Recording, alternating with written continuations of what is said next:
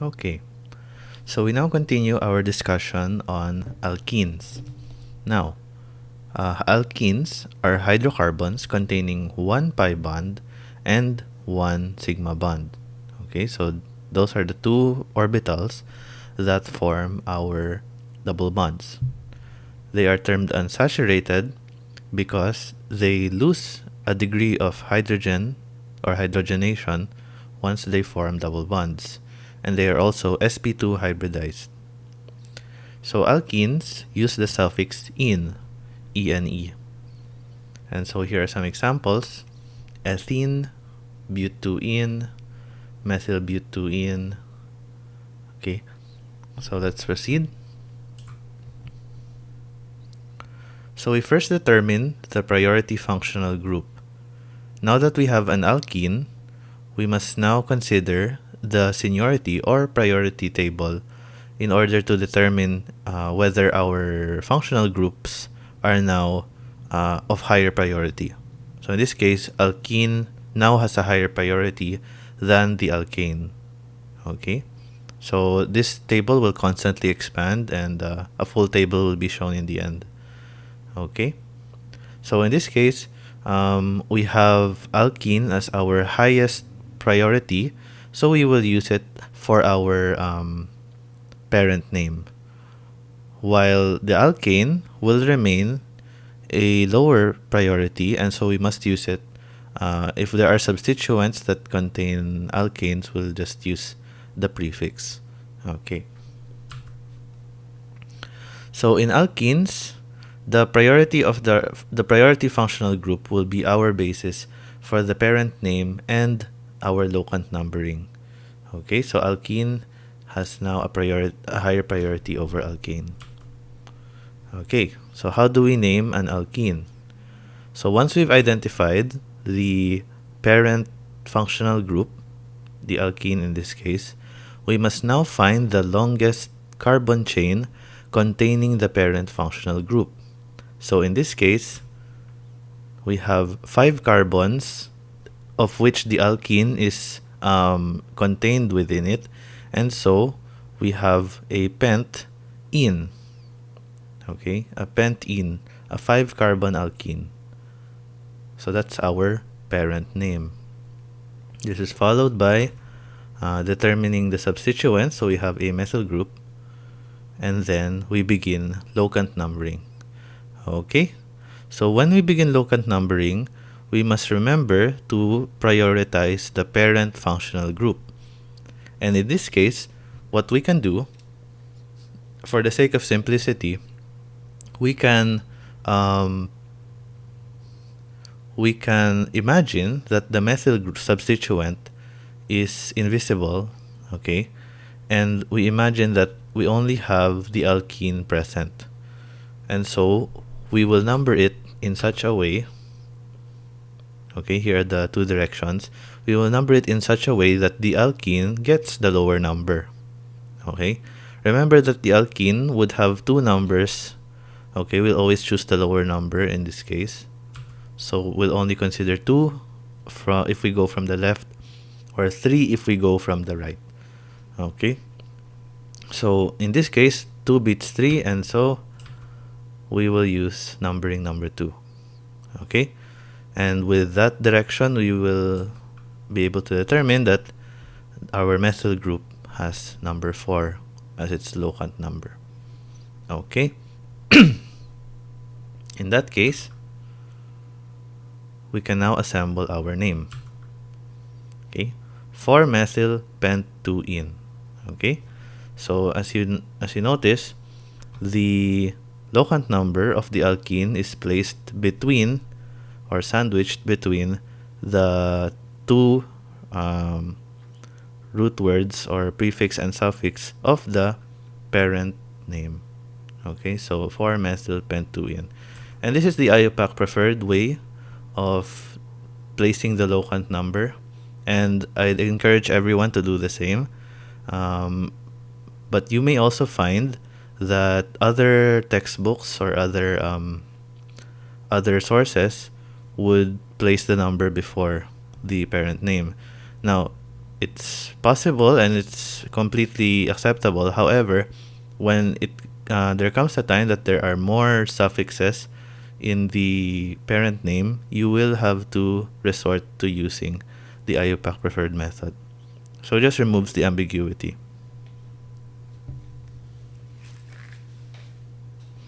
Okay. So for multiple alkenes, we can add the multiplicative prefixes before the suffix "-ine". So in this case, we have two alkenes, a diene, and so we add di before the suffix "-ine", followed by which is preceded by the two numbers.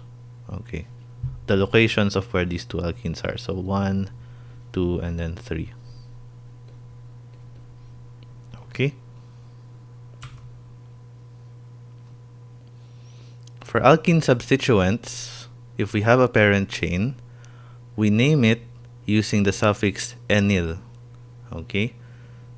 So, for example, we have a parent chain and it's connected by a carbon containing a double bond, 1, 2, and 3. So there are 3 carbons, so it must be a prop. At position 1, we have an alkene, N, and this is a substituent, so we must use il, YL. Okay, so when we assemble that, we add the number between in much the same way as we name the parent chain. We place the number in between the prefix and the alkene suffix "-enil". So prop 1 "-enil". Here are some IUPAC recognized complex substituents, and these can only be used without substitution. So in much the same case as other complex substituents, you can use these in systematic names, okay, but you cannot attach anything to them to use the vinyl or allyl name. So vinyl is just an ethenyl group. Allyl is a prop 2 enyl, 1, 2, 3. At position 2, we have alkene, prop 2 enyl. Okay. Okay, so let's do some simple exercises. Provide the systematic name based on the structure. So let's try this. We have the alkene here, so we have an alkene. Okay, we have 1, 2, 3 carbons. So this is a prop. Okay. And since there is no ambiguity if we have no numbering, okay, I can place 1 here, but whether this double bond is on the other side, it wouldn't matter. So you can write this as prop "-in", or if you want to be concise, prop 1 "-in". Either way, it's accepted. It's acceptable. Okay. Prop 1 "-in", or 1 propene. Okay. Next, we have an alkene here. Okay. We have 1 carbon, 2 carbon, 3, and then 4. But. So we have butene at position 1. Okay, we imagine that this methyl group is not present at position 1, so we set it there. And just remember that we have to name the substituent.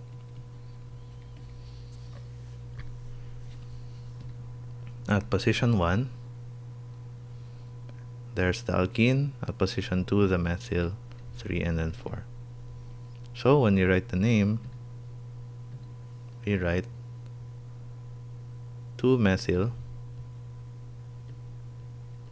but 1-ene. Okay. So 2-methyl but 1-ene. Okay. Let's go to the next one. Okay. Now we have 2 alkenes. And what we want to do is maximize the number of unsaturation. Okay, so we want to maximize the number of double bonds in a single chain. So we will only consider this chain as our parent chain. Okay, so we have two ins, so we have a di-in at position 1, 2, 3. Oh, we cannot do that. What we want to do, since we have two choices which are equal, okay, we have two choices which are equal. But first, let's identify this substituent. Okay. So if we go in either direction, we will have the same numbers for each group. Okay. So it doesn't matter whether we go from the left or from the right. However, after that, we have to consider the substituent. So we must give a lower number to the substituent. If I start here, 1, 2, 3, and 4, we give it position 2. But if I start from the other side, 1, 2, 3, we give the substituent a larger number. So we will choose the green position or the green direction to name our di-in. Okay, so at position 2 we have a methyl group. Okay, just remember we have to write the number of carbons, 1, 2, 3, 4. So butadiene,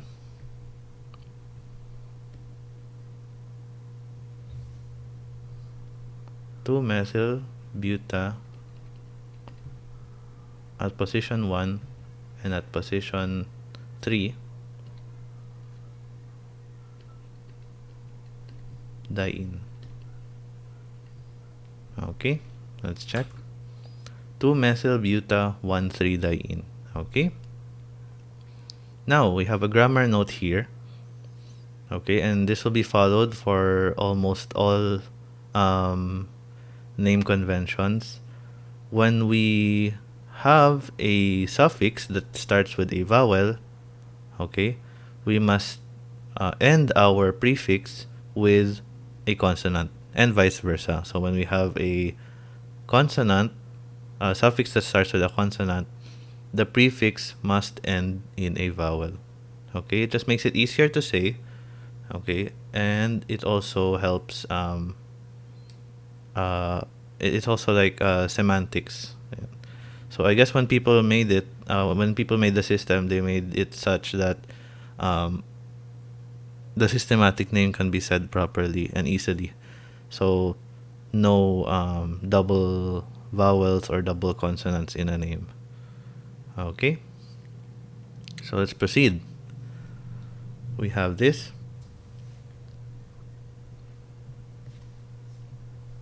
Okay, we have our alkene here.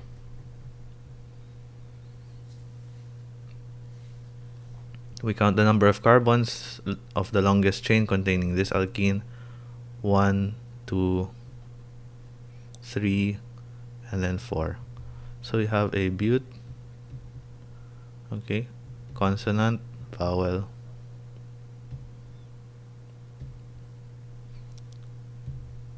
functional groups. Okay, and then substituents, methyl here and methyl there. Okay, so we have two methyl groups. When we add those together, we get a dimethyl. Okay, and we can number it on any direction because actually this is symmetrical. So if we number from here, 1, 2, and then 3, 4. Okay, and then when we assemble the name, okay, we have at position 2 and 3, 2,3 dimethyl but, okay, 2, we only get the smaller number of the alkene in 2,3 dimethyl but 1, 2, 3, 4, 2 at position 2, the alkene is there, 2 in. Okay, 2,3 dimethyl but 2 in. Okay, and for this last structure, let's do this. We have 2 alkenes, so we have a diene, okay, which is surrounded or is comprised, which comprises a cyclopenta system. Cyclopenta, vowel, consonant. Okay. Now, since we're in a cyclic system, we can number from any direction, but we have to start in a direction which gives us lower numbers for both of the alkenes. So if I start from here, 1, 2, 3, 4, okay, we have a configuration or a direction that gives us 1 and 4. But this could be optimized. Okay, you could actually start from here,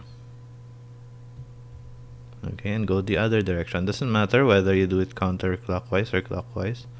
1, 2, 3. So we get 1 and 3. And this should be the lowest set of numbers that you can use. So when we write the name, cyclopenta 1, 3 diene. Okay, cyclopenta 1, 3 diene. Okay, and so that's the name. Okay, so alkenes exhibit this unique characteristic where they can exhibit geometric isomerism. Okay, so remember that our pi bonds, okay, when the lobes, okay, when the two lobes are connected, so here's our sigma bond on these two pi lobes, they connect in such a way. I'll draw the pi bond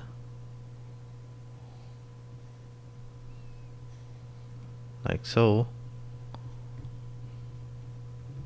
Okay, and here's our atom in the middle.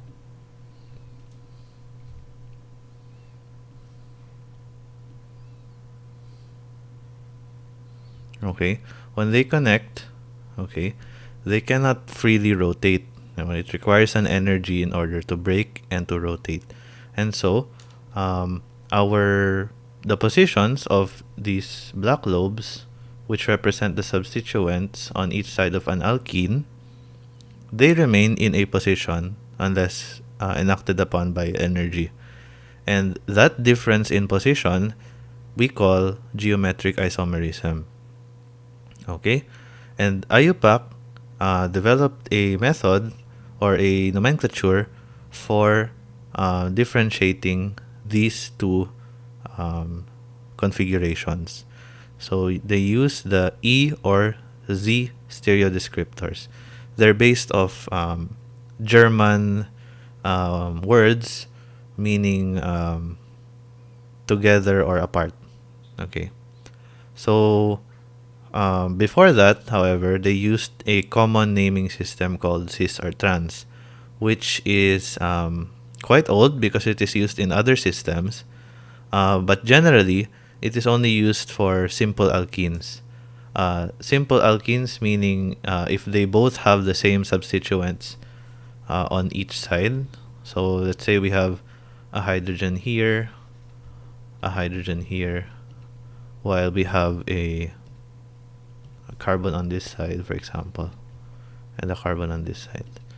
That's when people mostly use cis or trans. But this is a common stereo descriptor and it's used in so many other systems that it's not a systematic method. Okay? And so, in order to name and determine stereochemistry, we'll proceed with looking at them right now. So, when we have an E stereoisomer, let's just look at it from a visual point of view. You can see that these two carbons are separated along an axis.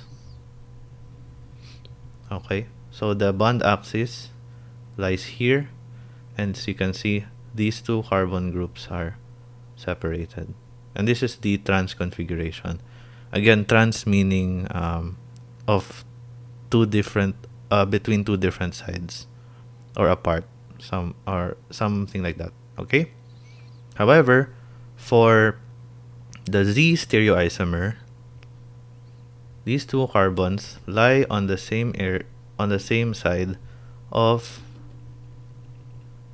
this bond axis. So this is Z. In the common terms, they use cis. Okay, and so these are two very different alkenes. However, they do weigh the same. They do have the same molecular formula. They also have the same, almost the same chemical properties. And they have different physical properties. For example, stereochemistry can affect whether a melting point, whether the melting point will be the same. Okay, so let's proceed. Okay, so again, you can see there is also a difference in atom distance with regards to geometric isomerism. So there you go. So as you can see, the E stereoisomer has a longer distance between these two carbon atoms compared to this one. Okay.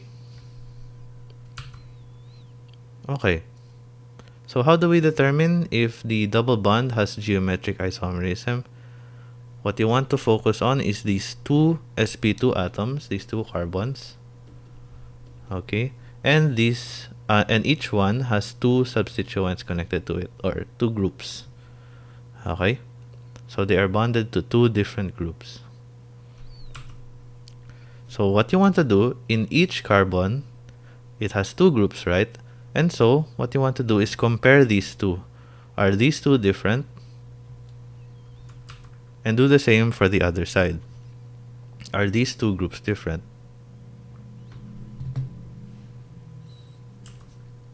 Okay, so let's see. Are these two different?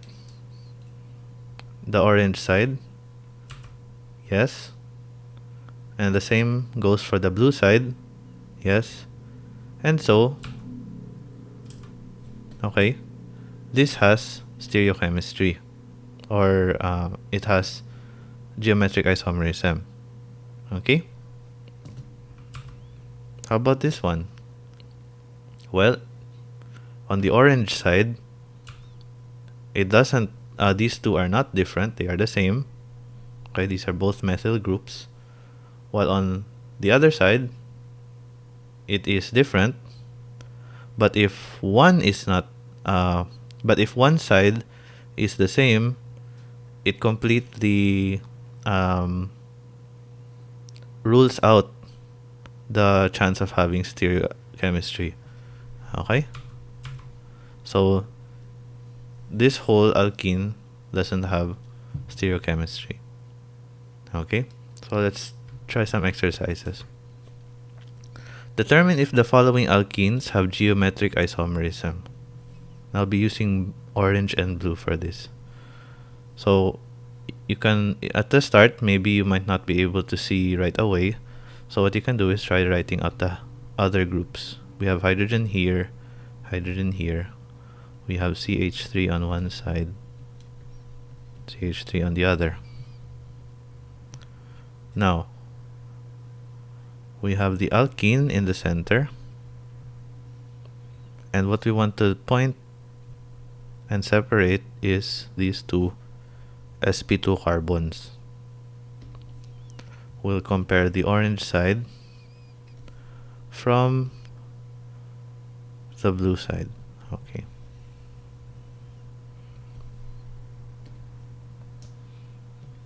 Okay. Are these two different? Yes, they are different. Are these two different? Yes, they are as well. So this has stereochem. Okay. How about this one?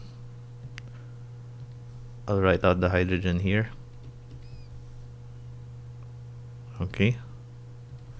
Orange side. Blue side. Okay. So on the orange side, are these two groups different? There's a hydrogen and there's a methyl group. Yes, they are different. However, on this side, these are both methyl groups. Okay. These are both methyl groups. So they are the same. They are not different. And so, this alkene does not have stereochem. Okay. Let's try this one. We have an orange side here. Okay, again, this is the separation between the two sides of the double bond. And then we have the blue side here. Okay. Are these two different? It turns out they are not. They are two methyl groups. Nope. Okay, so that has no stereochem right away. Let's confirm the other side. Has two hydrogens. They are also the same, so that's not different. Okay, so there is no stereochem. Okay. How about number 4? Okay, we move to a larger compound. And so, let's label each side. We have the orange side here. And then we have the blue side here.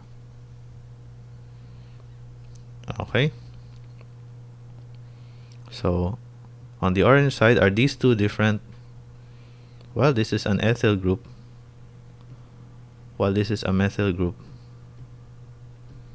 So they are different, yes. How about this side, the blue side? We have a hydrogen here, and we have a methyl group here. So these are also different. And so, they're both different. They have stereochem. Okay. How about number 5? Okay. Let's just draw a line. Let's just do one color. So we'll separate these two. We have hydrogen here and an isopropyl group on this side. They are different, yes. How about on this side? They are two methyl groups. So they are not different. They are the same. So it has no stereochem. Okay, how about number 6? Okay, this might be complicated because we have an alkene within a cyclic system. And so let's try doing the same thing we always do. We'll cut that part out.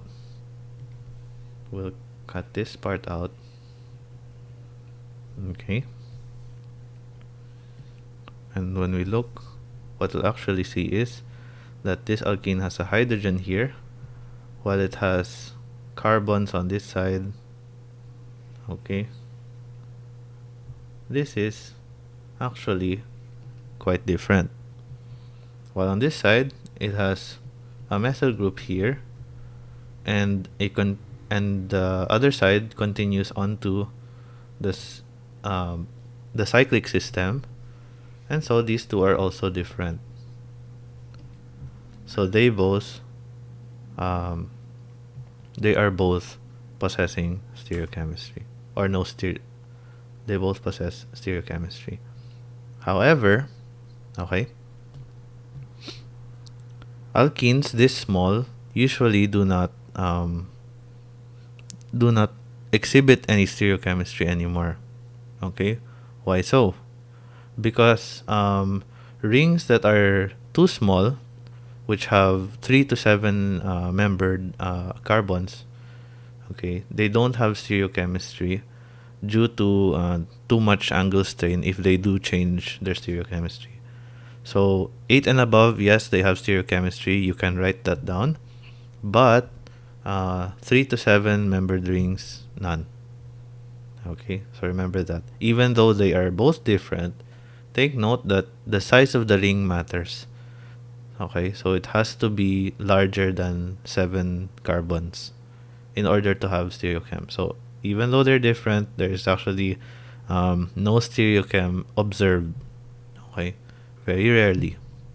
And so IUPAC has decided there is no need to write the stereo descriptor, yung E or Z. Okay, so let's try these exercises. By this point, you should know whether an alkene can have stereochemistry or not, and so we will now determine how many are valid geometric stereocenters in each compound. Okay, so let's start with number 1. Okay.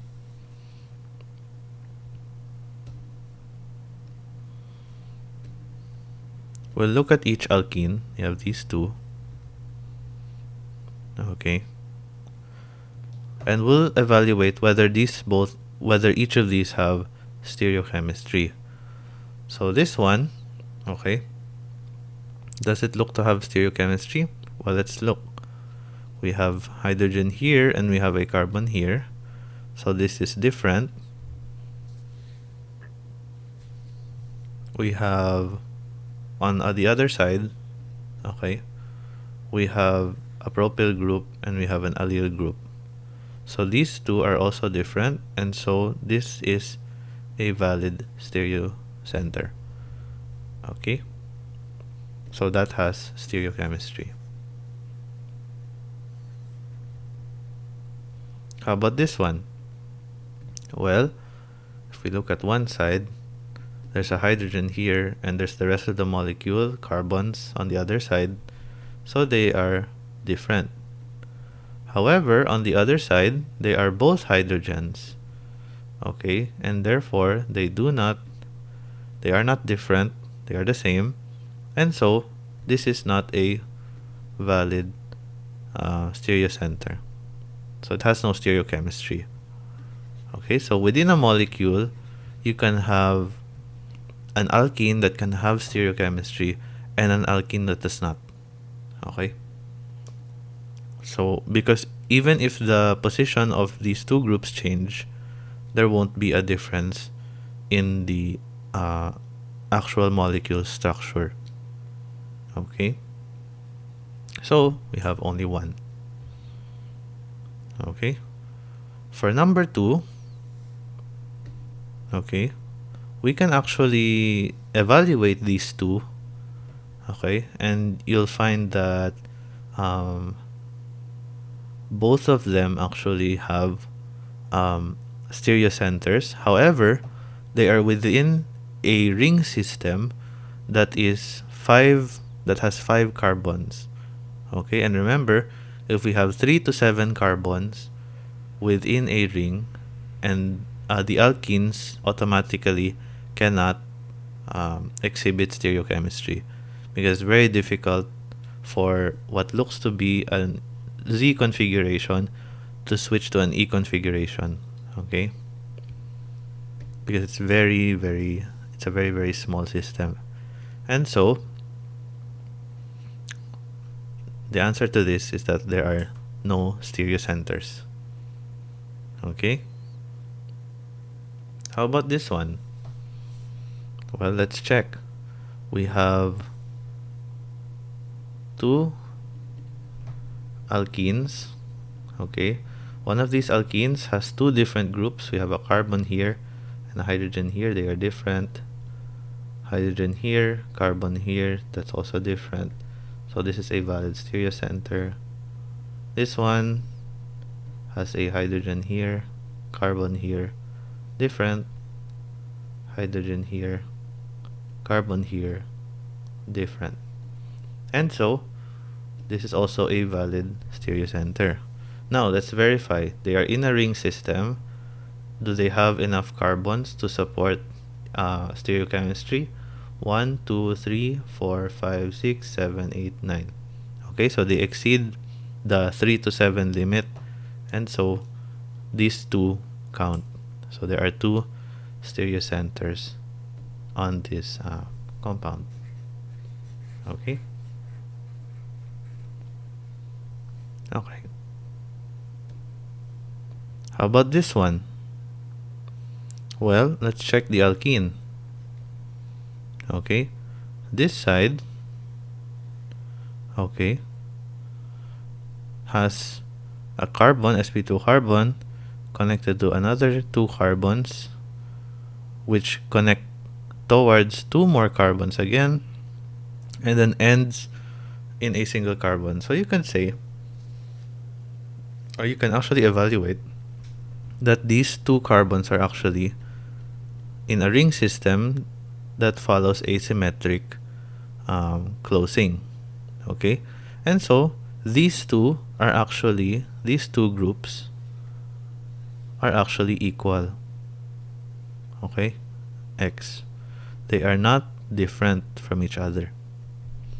And the same can be said for the other side. These two groups, okay, all meet at the same point and have no differences in groups that connect in the end, and so they are symmetrical, and so they are not different at all. They are the same.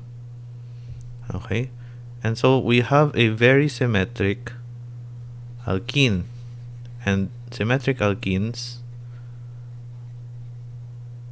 do not possess stereochemistry.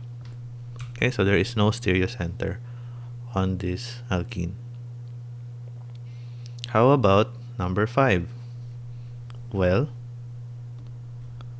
we have an alkene here. Okay, we possess two carbons here on this side. Okay, again, we evaluate these two groups are carbons connected each to one carbon, which meet at a single carbon point. This is symmetric, and so they are not different at all. Is the same true for the other side? Well, let's see. Between these two, there are two carbons. Okay, they still look the same. But if we continue their connection, we find a carbon that's connected to only one connection. This one, however, follows a carbon that is connected to two connections, another methyl group here. So these are not symmetric. No, they are not symmetric, and so they possess stereochemistry on that side, or they are different. Okay, they are different on one side. But since one side is the same, okay, they are in a symmetric group, then that alkene is not stereogenic or has no stereocenter. Okay, so there is no stereocenter on this alkene. How about number 6? Well, this is just a a version of number 5 with the asymmetric group, this side, copied into each side.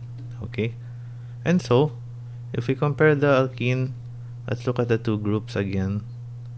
This one connects to a methyl group, while on the other side this carbon doesn't connect to anything else.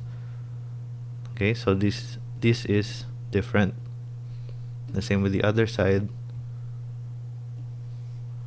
quite different from each other.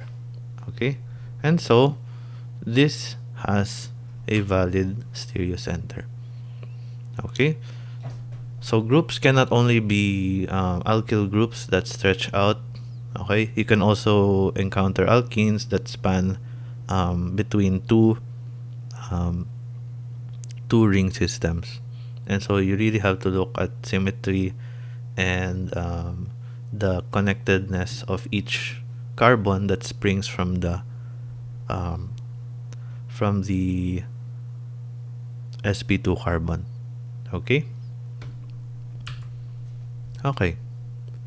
So for our last exercise, let's try to determine whether the stereochemistry of each double bond is cis or trans.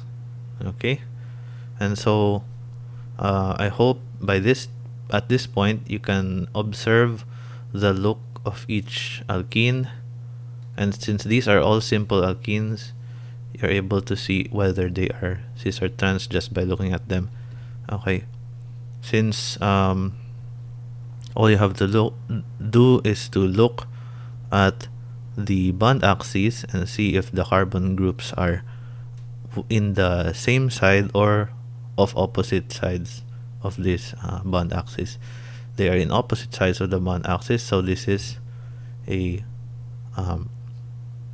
trans stereoisomer. Okay. On this side, however, these two carbons lie on the same side of the alkene axis, bond axis, and so they are cis. Okay, and if you continue the line of thinking on each alkene, you'll be able to see that we have 3 cis bonds and 7 trans bonds. So we now know how to determine if a alkene has a stereocenter or not.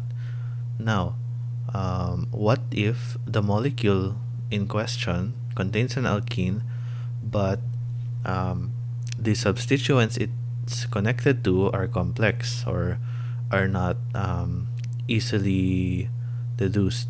Okay, how are we supposed to determine whether a stereoisomer has stereochemistry? Not only that, if it has a trans or cis configuration or an E or Z configuration in our systematic naming nomenclature. Okay, so let's take this complex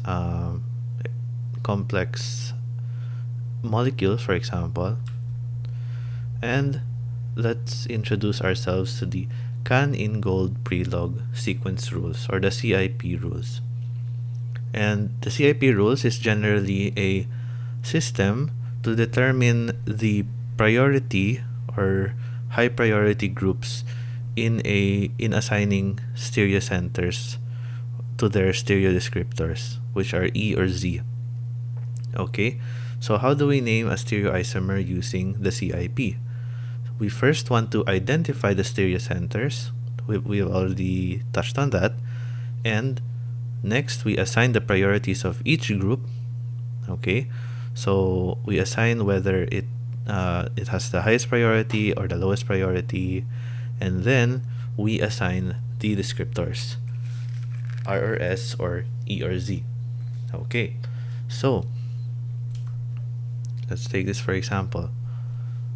Okay, so here is our stereocenter. We have an alkene with each sp2 carbon connected to 2 different groups on each side.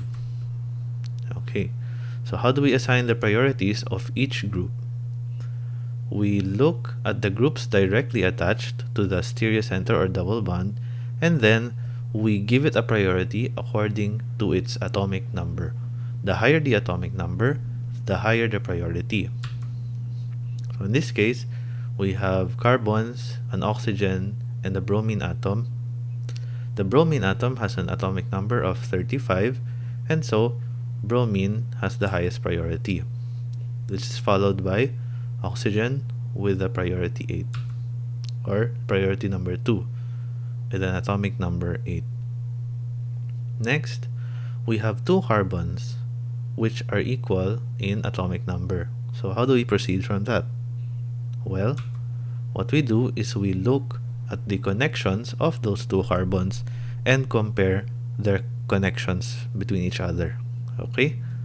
So, if we look here, okay, the lower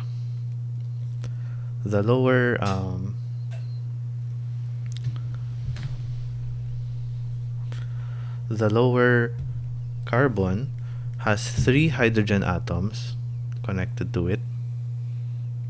Okay, 1, 2, 3 hydrogens, while the upper carbon has an oxygen atom double bonded and a hydrogen atom single bonded to it. Now, if we have multiple bonds, we count that as multiple connections to the same atom. So in effect, we're generally making a set containing 2 oxygens and 1 hydrogen. On the lower set, we have 3 hydrogens. And so what we want to do is compare those 2 sets with each other. So 8 beats 1. Okay. So we give the higher priority number 3, to the carbon connected to the oxygen atom, while we give the priority number 4 to the carbon with just hydrogens attached to it.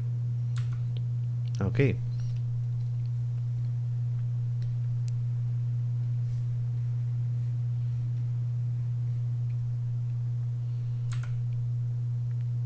So how do we name the compound? Well, we find the highest priority on each side of the double bond axis. Okay, so again, what we're looking at is the double bond axis.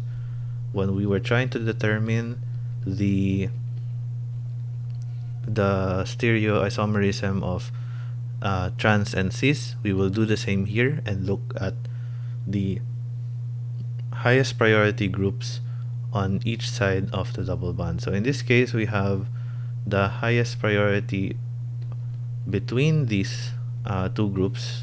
Remember the orange and the blue group on opposite sides of the double bond axis.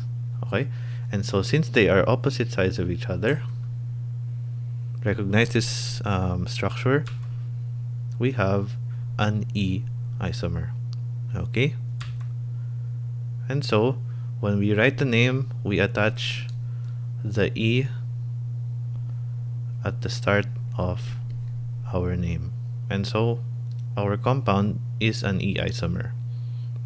If the groups were flipped, then that would be a Z isomer, conversely. Okay, so you can use mnemonics to remember the positions of E and Z. Here are some common ways to remember that Z means it's on the 2 groups are on the same side, and E means the 2 groups are on the opposite side. Okay, so there we go. So in alkene stereochemistry, when we write the name, we write the stereo descriptors at the start of the name in ascending order, 3 and then 5. Okay, so 3E, comma, separated by comma, 5E, enclosed in parentheses, and connected with a dash. Okay, so make sure to remember the general format. Okay, if there is only one stereo descriptor, you can omit the locant number assigned to it. So again, these numbers are assigned to the locant number. So since there is a 3E, that means the third alkene has a stereochemistry of E, while the alkene at position 5 has the stereochemistry E. Okay? And if there is only one stereo descriptor, we omit the locant number. So since there's only one alkene with stereochemistry here, we only need to write E. We don't need to write that it's 2E. Okay? Likewise, if the stereo descriptor is within a complex substituent, insert it within the substituent parentheses. So for example, we have this oct1-ene with a Z isomer outside. We will write it at the start because this is the parent chain. Okay.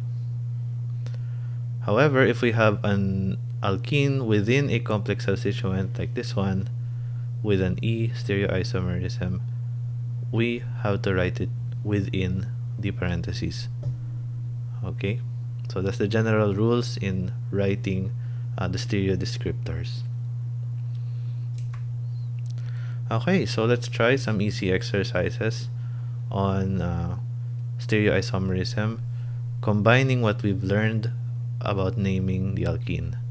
So let's try. We have an alkene here. We will look for the longest distance, longest carbon chain containing the alkene. 1, 2, 3, 4, and 5. Okay, 1, 2, 3, 4, and 5. Pent. Okay, we will identify our substituents. Have a methyl group here. And we will do our numbering. So imagine that this methyl group is invisible. We just need to write, we start nearer to the alkene. 1, 2, 3, that's our substituent, and then 4, and then 5. Okay? Okay. So we have our general name, 3-methyl pent 2-ene. Okay? Now, we have to determine the stereoisomerism. Okay, so based on how this looks, you can determine that it has, I'll use purple for this one. These two groups are different. They're stereoisomer, and then the other side has a methyl group and an ethyl group, and so this also has different groups, and so this is a stereocenter. Next, we look at the priority. Okay, so we look at the highest priority groups on every side. I'll use orange for this, or more visible, green again, dark blue. Okay, so the highest priority group, we have hydrogen here, which has the lowest priority because its atomic number is 1, so we'll give it priority number 4. We have 2 carbons of equal priority, and then we have a carbon here connected to another carbon, so we should have the highest priority, this group. Priority number 1, priority number 2, priority number 2. Okay? And so, when we compare the alkene, okay, when we compare the groups on each side, okay, we want to look at the highest priority group of each group, of each side of the double bond. So one here, the highest priority group is the number 1, while on the other side, the highest priority group is number 2. And so if we look at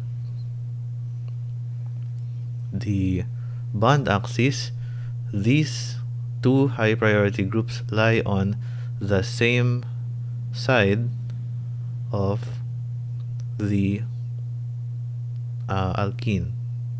Okay, the same side of the alkene bond axis, and so we give it a stereoisomer of Z, okay, for the same side.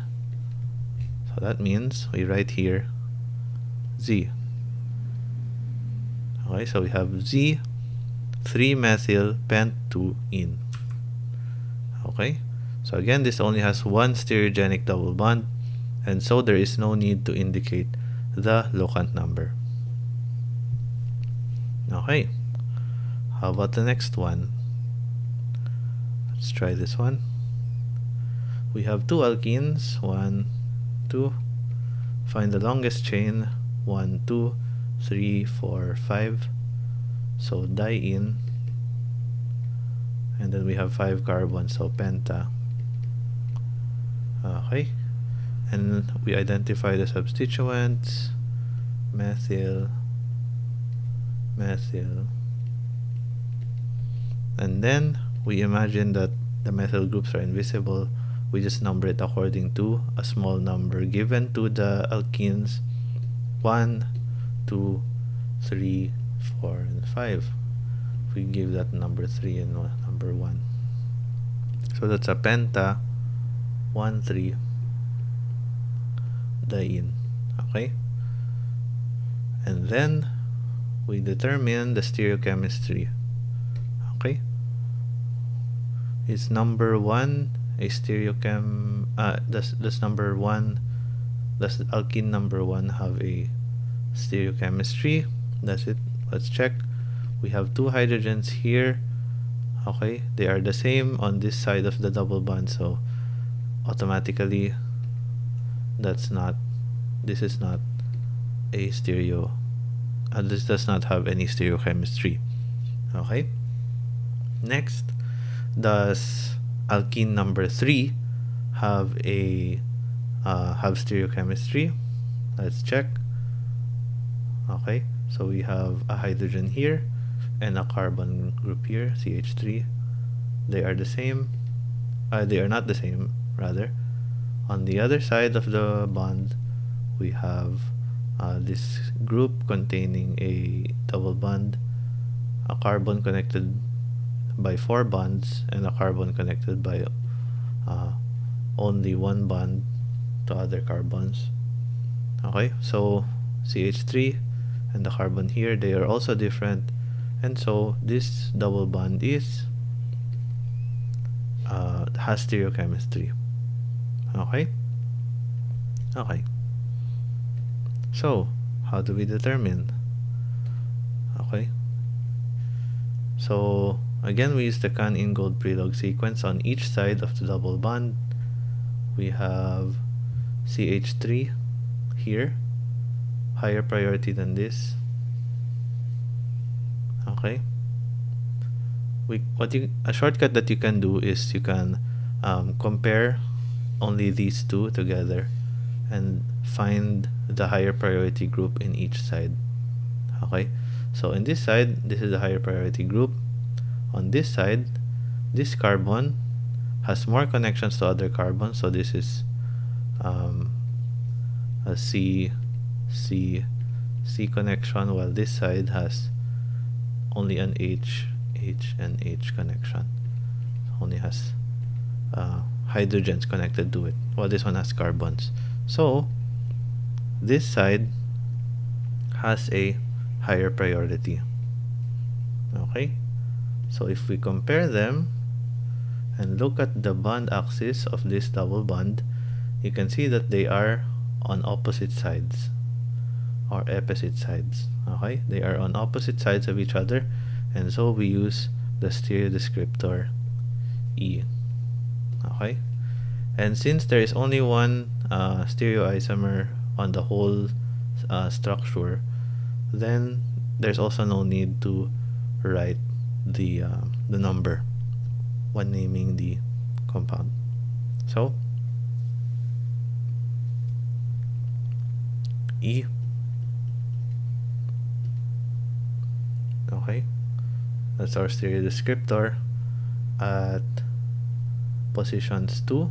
Okay, let's not forget we have 2 methyl groups, so we have to make it dimethyl 2, 3. Dimethyl, we have 2 methyl groups. Okay, penta 1,3-diene. Okay, so that should be the systematic name. Let's check. E23-dimethyl penta 1,3-diene. So again, this only has one stereogenic double bond, even though it has two double bonds in total, but that still means we don't need to indicate the locant number in our stereo descriptor. Okay, next, let's see. Okay, so we have two double bonds here, 1 and 2. They are connected in a ring system that has 1, 2, 3, 4, 5, 6, 7, 8, 9. Okay, so 9 carbons. So this is a nona. Why? Because our suffix is diene as well, because we have two alkenes. Okay, we don't have any substituents, so we can start numbering any way we like. No. However, one thing you have to note is that now stereo descriptors can also influence how you determine the numbering. Okay, but that's usually the last resort. But we can start evaluating first the stereo descriptor before we start numbering. Okay, so let's look at each alkene. So each alkene has hydrogens on each side paired with a carbon, so they're both different on each side, and so we have a valid stereochemistry here. The same here, we have hydrogen, hydrogen. On each side we have carbon, hydrogen, hydrogen and carbon. They're both different groups on each side, and so valid stereochem. Next, we determine the stereochemistry. We look at each side. Hydrogen versus carbon, carbon wins. On the other side, hydrogen versus carbon, carbon wins, higher atomic number. We look between the double bond axis, compare these two, they are on opposite sides, and so this is an E. Okay, on the other side,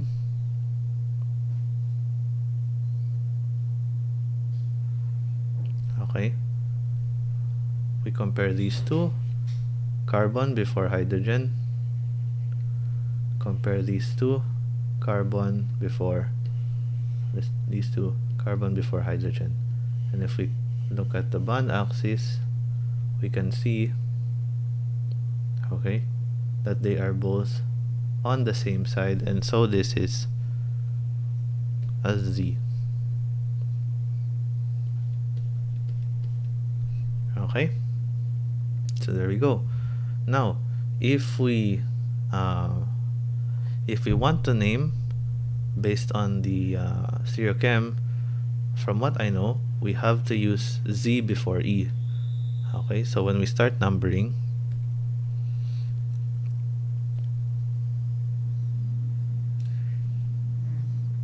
start from here. Okay, if we start here, 1, 2, 3, 4, and 5. So 4 and 1. Okay, so start with Z first. I'm not sure why, but they usually start with Z first. And since we have two alkenes with different stereochemistry, we have to write the number 1Z, 4E. Okay, nona 1,4-diene. Okay, and if we confirm that, 1Z, 4E, nona 1,4-diene. Okay, Z before E. In this case, the stereochemistry is the final determinant of locant numbering. Okay, so that's for the easy exercises in determining stereochemistry. Alkenes sometimes have common names, and so it's important to remember some of these, such as alene. Okay, in some cases, alene can occur where you have two double bonds that are directly connected to each other. And one trivia about this is that these two carbons, are actually sp2, while the center carbon is actually sp3, sp. Sorry. So that's a small little trivia about alene. It's a very unstable configuration of alkene. Here's ethylene, which is ethene. That's another word for ethylene. So ethylene is usually used to ripen fruits. For example, when ripening mangoes, I think they use ethylene. We have propylene, which is the precursor for polypropylene, which is a plastic. We have isoprene, which is the building block of isoprene rubber. Okay, and we also have isobutylene, which is also a precursor for rubber.